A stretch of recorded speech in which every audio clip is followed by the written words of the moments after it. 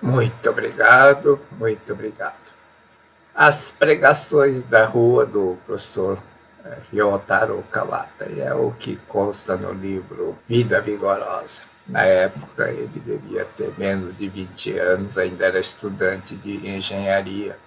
E o mestre pediu para que ele e os amigos dele fossem na rua fazer pregação a fim de divulgar os ensinamentos da Seiichi Noia. Naturalmente, o mestre os orientou que devia falar. O professor Kawata ia na empresa onde o professor Masaru Taniguchi trabalhava, a Kumo Yun Company, e recebia as instruções. O mestre recomendou usar o folheto Nova Vida de Luz, cujo prefácio dizia: devemos viver considerando que o outro e eu somos uma só vida.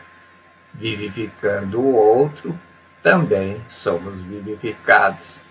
Portanto, se queremos ser saudáveis e felizes, devemos deixar de lado a nossa conveniência e vivificar o próximo, ou seja, fazer o bem ao próximo, ajudar o próximo. Desta forma, também seremos vivificados, ou seja, ajudados pelos outros, e seremos saudáveis e felizes. Devemos considerar nossa dificuldade do próximo, colocando-se no lugar dele. Devemos sentir compaixão e ajudar para que ele seja conduzido para a nova vida de luz e ser feliz. Professor Ryotaro Kawata, é para isso que estou falando aos senhores, para que conheçam o ensinamento da Seiichi Noie, que conduzirá os senhores à nova vida de luz, de saúde, de felicidade, de prosperidade. São pequenos procedimentos fáceis de serem praticados no cotidiano, que falarei aos senhores, que são os 7 hábitos que transformam a nossa vida. O primeiro hábito que transforma a nossa vida é acordar pelo menos 1 hora mais cedo. Professor Kawata, aquele que aproveita bem as horas matinais valoriza o dia inteiro, e aproveitando bem todos os dias as horas matinais valoriza toda a sua existência. Matemática bem simples, 30 dias por dia. Se você acorda, levanta 1 hora mais cedo e trabalha, em 1 ano você trabalha 360 horas a mais. Uma matemática simples, 360 horas a mais, são 2 meses de trabalho por ano. Naturalmente, você vai receber 14º e 15º, né? Só por uma lógica numérica simples, mas não é só isso. Se acumular isso ao longo de 10 anos, imagina quanto você vai receber, não só em remuneração, mas em adquirir conhecimentos. E é natural que pessoas que levantam 1 hora mais cedo ou dormem 1 hora mais tarde, não importa, consiga ser bem-sucedido, ter sucesso na vida.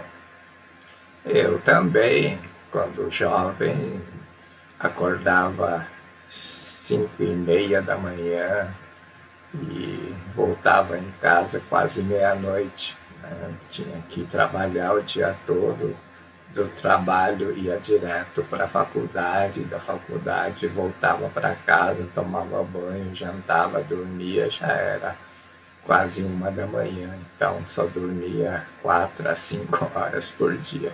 Claro, eu era jovem, às vezes eu me revoltava, para que eu estou fazendo isso? Mas valeu a pena tudo isso.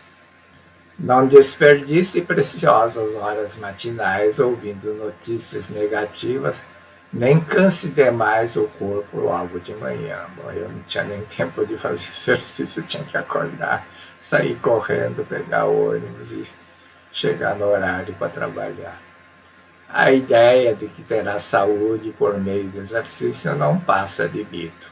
O segredo da saúde e longevidade está na mente. As pessoas cuja mente está livre de preocupações consigo mesma, ou seja, não olhar sua própria conveniência, o seu lado, olha, ajuda os outros, tem muita saúde e longevidade sem praticar ginásticas extenuantes, ao passo que muitos homens fortes e musculosos morrem cedo.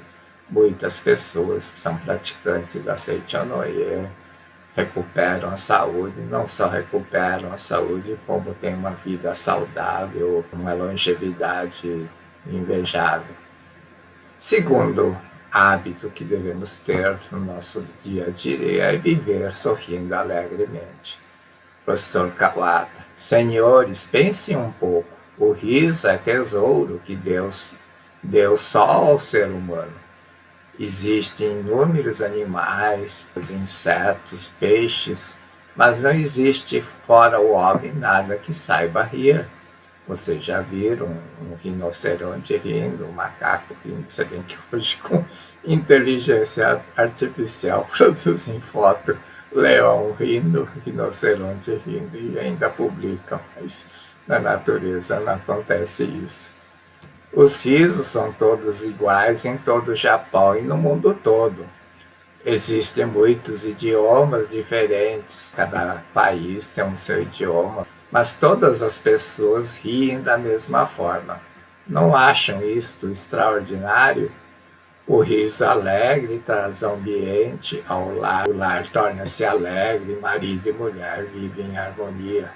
Além disso, tudo que o marido fizer dá certo, onde há harmonia, a união cria as coisas, cria, faz acontecer a prosperidade, faz manifestar a riqueza, faz manifestar a saúde.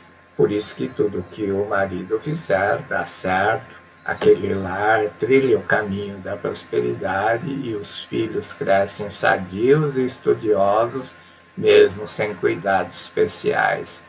Em muitos casos acontecem cura de doenças. Quando vivemos rindo alegremente, Deus se manifesta e acontecem fatos maravilhosos. Onde Deus se manifesta, há o bem, a justiça, a alegria, a prosperidade, a felicidade.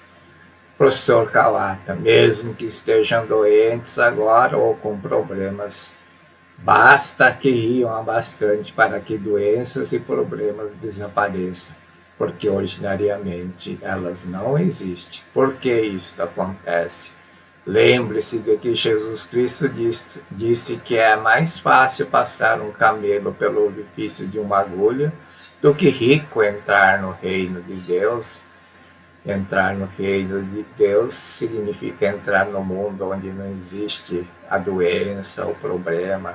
Portanto, logo que adentrarmos no reino de Deus, seremos saudáveis, felizes e prósperos. Como adentrar no reino de Deus? Para entrar no reino de Deus, não precisamos viajar longe, nem ficar procurando, porque o reino de Deus está dentro de nós, como disse Jesus Cristo. A única coisa que precisamos ter é mente dócil, alegre de uma criança que não se prende a nada. A mente de uma criança é como uma linha sem nó, por isso consegue passar pelo buraco da agulha.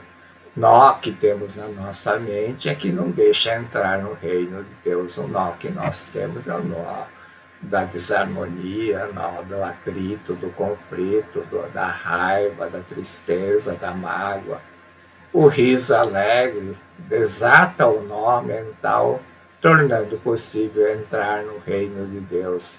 Assim, as doenças e problemas desaparecem. Por isso que existem muitos relatos de curas através da prática do treino do riso na Seichonoye. O terceiro hábito que devemos adotar é o modo de viver segundo o princípio do relógio do sol. Professor Kawata, creio que todos conhecem o relógio do sol que registra as horas do dia enquanto brilha o sol. Devemos agir da mesma forma, registrando apenas fatos alegres e felizes. Se fizermos isso, teremos sempre a mente alegre e feliz por não ter registrado pensamentos sombrios e desagradáveis. Assim é o modo de viver da Seichonoye. Se mantivermos sempre mente alegre e feliz, tudo o que fizermos dará resultados maravilhosos. Mas por que a maioria das pessoas registra mais os casos de infelicidade, doença e problemas e depois ficam lamentando com os outros acontecimentos ruins na vida deles? E isso é uma verdade, nós temos péssimo hábito de registrar, guardar e ficar lembrando de coisas ruins, em vez de registrar somente coisas boas para ficar só recordando, lembrando de coisas boas. Mas exatamente o hábito errado, o contrário que nós procedemos. É porque desconhece a lei mental, ou seja, o mecanismo de como a mente funciona. Assim como diz o ditado falando do diabo aparece o rabo, tudo que registramos na nossa mente manifesta na nossa vida. Portanto, vamos adotar agora o modo de viver da Seichonoye, que como relógio de sol só registra coisas alegres, felizes, iluminadas, boas. Quarto hábito que devemos ter é reverenciar, que aqui no Brasil é traduzido, ou muitas pessoas falam em ver o Dissô. Ver o Dissô da vida é ver a essência divina do próximo. O que é o Dissô? Dissô é Deus, a mente de Deus e as criações de Deus, ou seja, o Filho de Deus que está alojado no ser humano, a perfeição da vida que está dentro do ser humano. É para ver a perfeição da vida. A perfeição não reconhece a imperfeição. A perfeição só consegue ver a perfeição. A imperfeição é que vê coisas imperfeitas. O perfeito consegue ver a perfeição, ou seja, coisas boas, coisas alegres, felizes, mesmo dentro de fatos e acontecimentos e circunstâncias ruins. Reverenciar a Dissô da vida do próximo é aplicar o modo de viver do relógio do sol em nossos relacionamentos, ou seja, só ver as partes boas das pessoas, ver as coisas boas que fazem, não as coisas ruins. Viver segundo o princípio do relógio do sol é viver sem falar ou pensar em tristeza ou coisas negativas, coisas ruins ou acontecimentos ruins. Reverenciar a Dissô da vida é não falar nem pensar na aparente maldade do outro, reverenciando a essência divina que aloja no ser humano, ou seja, o Filho de Deus que habita todo ser humano. Reverenciar Dissô do outro é não se deixar prender à aparente imperfeição, ver o fenômeno e pensar, esse sujeito é assim, faz isso. Enxerga o mal. O mal não existe, o mal é criação da mente, é uma sombra. Sombra é alguma coisa que não existe, desaparece na presença da luz. A sombra existe na ausência da luz. Quando brilha o sol, a sombra desaparece. Ver a imperfeição é ver com os olhos e ouvidos e mentalmente pontos negativos dos outros. Jamais permita envolver pelos males cometidos por os outros, ou seja, ficar preso ao fenômeno, ser enganado pelo fenômeno. Por que você deveria ficar infeliz, triste, aborrecido, deixando-se prender pelo mal cometido por os outros e acabar ficando doente, em desarmonia, triste, raivosa, etc, etc. Para quê? Para que você vai se prender ao erro cometido pelo outro? Não adianta ficar com raiva, não adianta xingar, não adianta gritar, berrar, espernear, falar mal. Isso não vai melhorar. Não é dizendo você é pecador que você vai tirar o pecado daquela pessoa, mas sim, pecado é como uma fuligem. É preciso acender a luz. Para acender a luz é preciso usar boas palavras, registrar boas palavras, bons pensamentos e com isso criar uma aura de luz que apaga as trevas da ilusão. Como reverenciar de toda a vida das pessoas. Toda vez que eu tinha que falar sobre isso, que eu, né, o professor Kawata diz assim, eu lembrava a lição que eu recebi do mestre. Kawata, você duvida do valor de uma nota de 100 só porque está suja? Claro que não. O valor intrínseco da nota não altera só porque está suja. Da mesma forma, não importa a aparência de uma pessoa, ela continua sendo filho de Deus. Quando alguém praticar um ato sórdido, perceba a estupidez de se igualar a ele. Não há razão alguma para você regredir a grau inferior na escala da nobreza espiritual e colocar-se no mesmo nível daquele que se mostra vil, pequeno e ficar doente. O mestre também contava o relato da senhora que se curou da histeria. Essa senhora vivia doente, vivia histérica, vivia nervosa, vivia descontrolada, mas ela aprendeu da Seiichi Noye que deveria reverenciar a perfeição do outro. Então ela exercitava da seguinte forma: sempre que surgiam coisas ruins, pessoas fazendo coisa errada, eu ia na frente do espelho, fazia a expressão mais alegre possível e ria.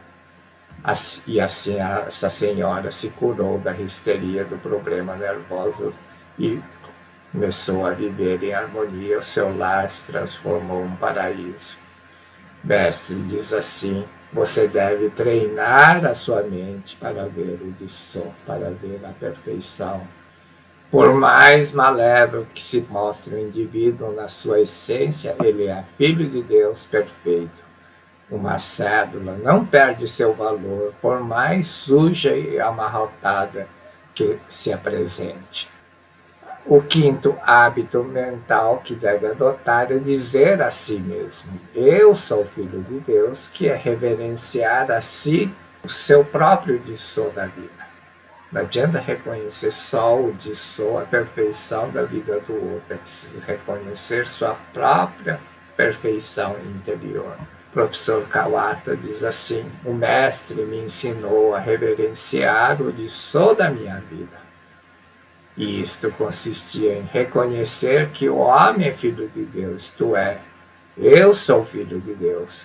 Para isso deve dizer a si mesmo: eu sou filho de Deus, eu sou perfeito, eu sou saudável, eu sou forte. Com isto nasce em nós a confiança de que somos protegidos por Deus. Manter na mente a convicção: eu sou filho de Deus, capaz de realizar qualquer coisa com êxito e perfeição. Vou conseguir infalivelmente. Isto ajudou muito na hora de superar as dificuldades, inclusive as inibições, os medos de fazer pregações na rua. Imagina só um menino, né? 18 anos, 20 anos, ainda era adolescente, ir na rua e pregar. Eu, com minha idade, não consigo fazer isso hoje. Imagina, eu tenho com 18, 20 anos, não conseguia nem falar quanto mais fazer uma pregação. Mas não adianta nada saber que o homem possui capacidade infinita, provido de tudo, se não manifestarmos isso na nossa vida. Se despertarmos para esta verdade, devemos vivificar essa força infinita na nossa vida. Como? Pensamos usando palavras. Portanto, é a palavra que faz aparecer as coisas boas nesse mundo. A palavra é a chave que abre o depósito do tesouro de Deus. Utilizar somente boas palavras, alegres e harmoniosas no nosso cotidiano, principalmente afirmar, autossugerir a si mesmo: eu sou filho de Deus. E eu fiquei doente, tive um problema de garganta, Os médicos me disseram que não tinha cura, porque era problema de poluição do ambiente que eu trabalhava, da cidade que eu morava, enfim. Pensei comigo, mas o que eu vou fazer? Eu agora que eu estou estudando, querendo fazer uma carreira, sair de São Paulo agora não estava nos planos. Foi naquele momento que eu ganhei uma revista na rua que dizia: se você tiver algum problema de saúde, deve dizer: eu sou filho de Deus, eu sou perfeito, eu sou saudável, eu sou forte, eu sou capaz de realizar qualquer coisa com esse tipo de perfeição, mesmo não acreditando muito naquela época nessas palavras. Comecei a fazer, nem a começar a fazer, deixei escrito essas palavras e pendurei na para-brisa do carro, porque quando eu entrasse eu ia lembrar e falar. Mesmo fazendo deste jeito, e uma semana depois eu me curei. Foi a primeira vez na vida que eu cheguei a conscientizar que tinha alguma coisa mais do que corpo físico nesse mundo. Viver o agora, vivificar o agora. Professor Kawata, precisamos trazer aqui e agora o mundo do Disso, os tesouros de Deus, isto é, vivificar agora. Senhores, não é vivificar o amanhã, é agora, agora. O agora deve ser usado de forma que desejamos. Só podemos controlar o agora. Ninguém pode saber se daqui a uma hora, se isso será possível, e a hora que passou não pode ser mais aproveitada. Vocês concordam, senhores, concordam? Deve deixar de preocupar com amanhã ou daqui uma hora, ou ficar lamentando o que aconteceu. Preocupar, sofrer antecipadamente ou lamentar o que aconteceu não serve para nada. Por isso devemos vivificar o agora. Se temos agora vontade de tomar o café, o chá, podemos saciar agora esta vontade. Não podemos beber agora para saciar a vontade de tomar café que virá daqui uma hora. Só tenho agora. O momento é o agora. Agora, agora, viver o agora. Eis a verdadeira fé religiosa. Não deixe para amanhã ter fé religiosa e viver o agora. Isso foi uma grande lição que eu aprendi na vida também. Eu tinha hábito de, aquilo que se diz, procrastinar, não deixar para depois. Mas depois que eu li essa frase, depois que eu conscientizei que só temos agora, eu sempre penso: se eu não fizer o agora, posso não estar vivo amanhã. Preguiça, uma vontade de fazer gravação, enfim. Mas eu penso, se eu não gravar o agora, eu não fizer essa gravação agora, amanhã posso não estar vivo e não adianta nada preparar as telas para fazer gravação. Então eu me esforço para fazer a gravação. O agora é mais importante, mesmo que tiver com sono, com cansaço, sem vontade. Eu imagino pegando um chicote, dando um chicotado em mim mesmo. Ai, agora. Sétimo hábito que você tem que adotar é queimar a ponte que acabou de atravessar. Professor Kawata, senhores, após tomar a decisão de agir, de fazer alguma coisa, é necessário seguir sempre em frente, focado no que vai fazer, acreditando que conseguirá realizar infalivelmente. Quando compreendermos que não há outra saída a não ser marchar para a frente, conseguiremos exteriorizar uma capacidade bem maior que desconhecíamos possuir. Ontem eu fui na palestra do professor Maehara, presidente da Manabukai do Japão, e ele falou que a nossa trajetória da vida, o curso da vida, é como dirigir o carro no dia chuvoso. Você liga o para-brisa e o para-brisa fica movimentando na sua vida. Se você ficar olhando para o para-brisa, você não vai dirigir.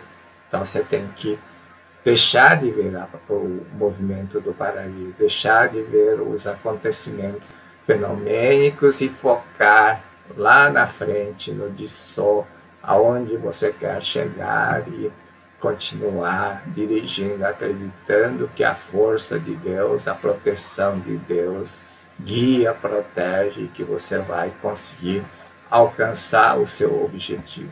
Assim devemos proceder.